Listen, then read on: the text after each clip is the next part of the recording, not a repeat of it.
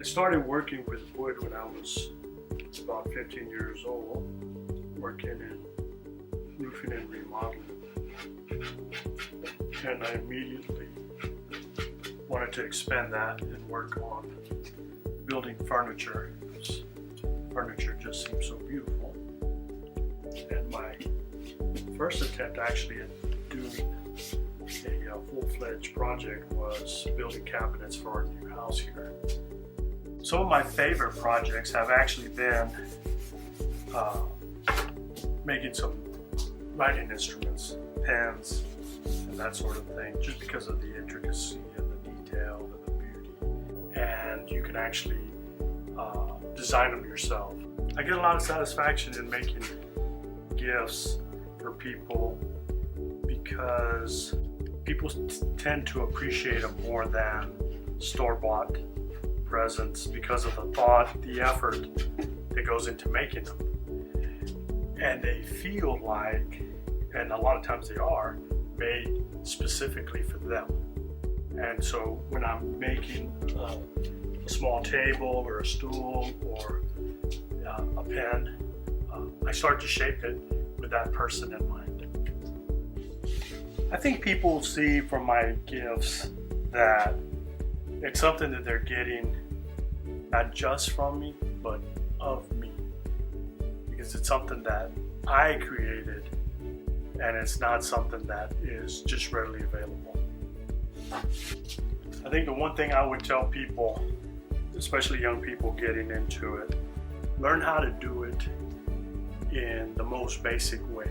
Learn how to use hand tools, learn how to work with wood so that you don't always have to bring out the power tool. You don't always have to invest the $500 or $600. You can go with a $50 tool, and when you understand how that tool works, then it's only going to make you a better craftsman and also a safer craftsman, and one that can utilize then the power tools to their fullest extent. It's not necessarily always getting the best materials, but it's how can you best get out of the material that you have, the highest quality, the best looking material. What can you actually make out of it and utilize it? Because one thing is, wood's a natural resource. When you cut a piece and it's sawdust on the floor, it's gone. It's sawdust on the floor. So you have to be real careful that you also protect that natural resource. So what you do have is you try to make something that's usable, something that's beautiful, that actually plays to the dignity of a tree, right? Because it's gone and now it has to live on forever in a different aspect.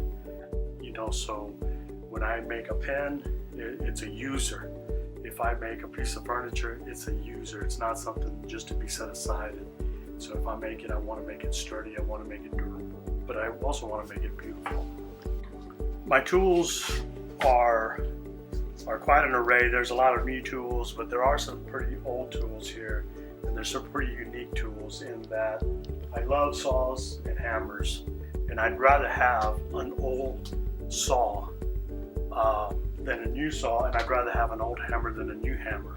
And so if you look on my wall, you see these old saws, but they'll cut better than brand new saws off the shelf. They're not throwaways.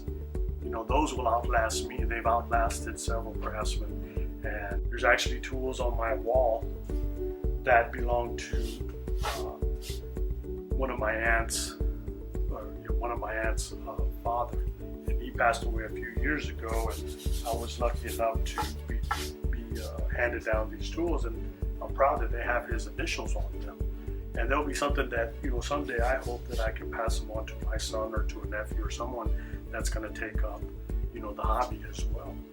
The one thing that I would like for people to see 20 or 30 years from now on any piece that I've made is that it's well made, that it's lasting, it's useful, and it wasn't a waste of resource. The other thing is that hopefully that by that time they will see that it was kind of the foundational work of work to come in later years. There always tends to be one imperfection And I guess that may be the signature mark for me to know if it's mine.